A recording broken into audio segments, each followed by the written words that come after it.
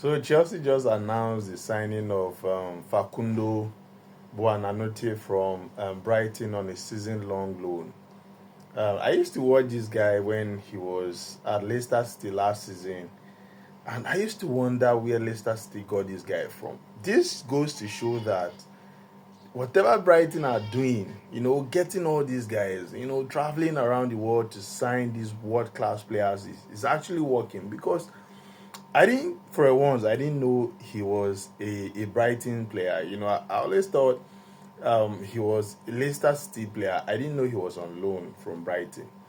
So when I said, hearing rumor that Chelsea were actually going to bring him on loan from Brighton, I was wondering since when, Brighton signed this guy from Leicester City and everything. So the guy is wonderful. The guy is superb. I watched him last season against Arsenal and some games, and the guy was spectacular. He's just 20 years of age. He can play as a number 10. He can play on the right. He can also play on the left. He's very good, and he's Argentine. So now the only thing you need to know is that guy is a South American. That's proof that he's a baller. Do you understand?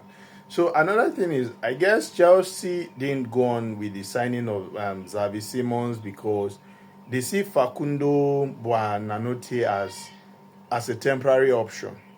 So after this season, they might just let him go and bring Kendrick Pires back from Strasbourg. Unless if he plays well, Chelsea might just go out and sign him because in the loan contract, there is no obligation to buy. But Chelsea can actually maybe just bid for him if he comes and he outperforms or he overperforms, you understand, or exceed expectations. Then Chelsea might just, go for him and sign him. But this is a good acquisition. This is a good addition to the squad. He's Premier League proven. He has experience. He has played a couple of times for Brighton. Played like 35 or so many times for Leicester City before they got relegated last season. So this is a good cover for Kopama. Our game against Fulham, I said it that Joao Pedro can play in a 10, but he doesn't play the 10 as a natural number 10. He drops a little bit into the midfield. He roams around. He doesn't drop as deep as Kopama does. But if you watch this Facundo guy, he plays like Kopama. He's not like Kopama actually, but he plays like Kopama.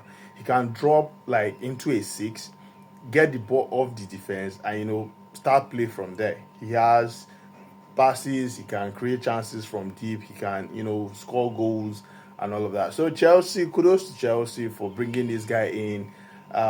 Let's see how it goes because the transfer window is ending by 7 p.m. tonight, and Chelsea submitted a bid for Fermin Lopez, the Barcelona attacking midfielder. I don't know if Chelsea are still going to go ahead and pursue that signing. Actually, Magu is back from Sunderland. He's now at Chelsea after Liam Delap got injured, got a hamstring.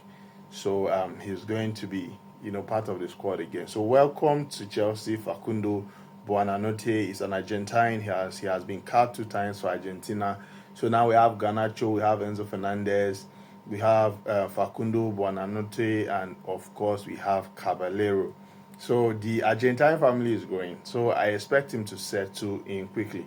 The good thing is all these other guys are going to go out on international break and they are going to stay back and work on Maresca's tactics. So by the time they are back, Chelsea are going to be ready. So the good thing is we are not going to be struggling like we did last season and season before last. Anytime Kopama is injured, we have to face maybe the likes of Arsenal or Man U or Liverpool.